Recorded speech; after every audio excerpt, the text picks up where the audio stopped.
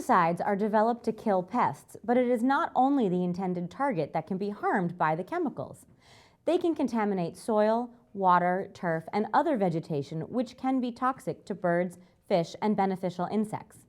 According to the U.S. Environmental Protection Agency, pesticides can affect the nervous system, hormone or endocrine system, irritate the skin or eyes, and are linked to cancer in humans.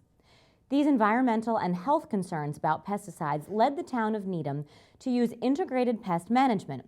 It is a way to prevent and control weeds, insects, fungi, and rodents by modifying a habitat, maintenance practices, or user behavior. The use of pesticides is always a last resort. Ashley Julier spoke with the superintendent of Needham Parks and Forestry about these practices and why residents should consider employing similar methods. I've been with the town 13 years, and when I got started, unfortunately the town had an incident where the library had outsourced a pesticide application, and a resident in town that was very sensitive to pesticides actually was exposed that day. And as a result of that, it really got us all thinking about our integrated pest management, our own conversation communication in town. We eliminated all herbicide applications. We don't treat for weeds at all in the town of Needham, nor do I think it's appropriate to do that. Adults, children are on these fields, and not only are they playing in the fields, but they're rolling around on the ground, and we got to be really mindful of the practices we use. So we asked for more monies for cultural practices and for fertility programs. Now we use other tools in our toolbox. We aerify fields, we overseed our fields so that we can thicken up the swaths of turf that we do maintain without having the need for chemical means. Without you having the ability to use herbicides, weeds will come into our fields, and that's fine.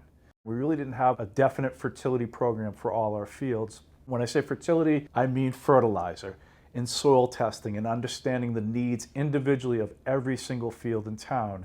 I can't say enough about the cultural practices. So cultural practices, I mean how we affect the actual living surface. So we core aerify twice a year, we deep plant aerify, we top dress our fields, we do a lot of innovative techniques to make sure the water gets through those fields, that the fields are responding. And then lastly, we use wetting agents. The other thing I want to be mindful is our water use consumption.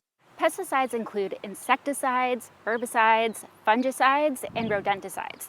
Needham does use some rodenticides inside of municipal buildings for mice and rat control, but outdoors, the town's pesticide use is very limited. As far as insecticides outside on the fields, herbicides, and no fungicides. And I don't want to say we don't use any pesticides, we do. So every year we'll get calls to spray for poison ivy or treat for poison ivy. Poison ivy might be on the edge of a field, it might be in the right of way, it might be along a sidewalk. So where we can, we'll try to mechanically or physically remove it, but occasionally we do spray to kill poison ivy. Secondarily, the only other pesticide we typically use nowadays would be for yellow jackets and for bees and hornets. The town of Needham's Integrated Pest Management Plan can be used as a guideline for residents to reduce or even eliminate use of pesticides on their own property.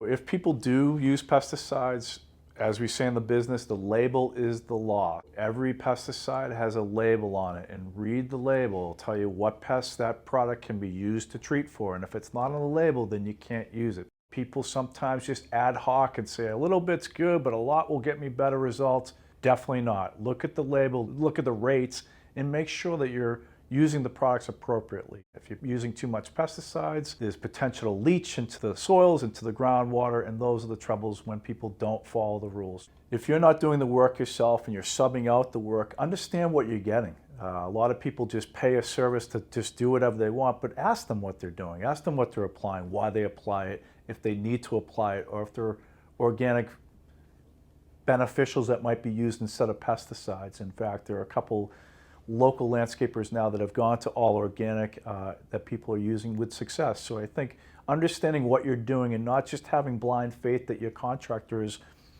doing the right thing. So understanding the program, and then I think is opening the mind up to not having the perfect lawn. Like I said, we have weeds in our field, and that's acceptable. So I think we have to change our mentality of what the perfect lawn looks like. It's okay to have some clover in your lawn or a few weeds.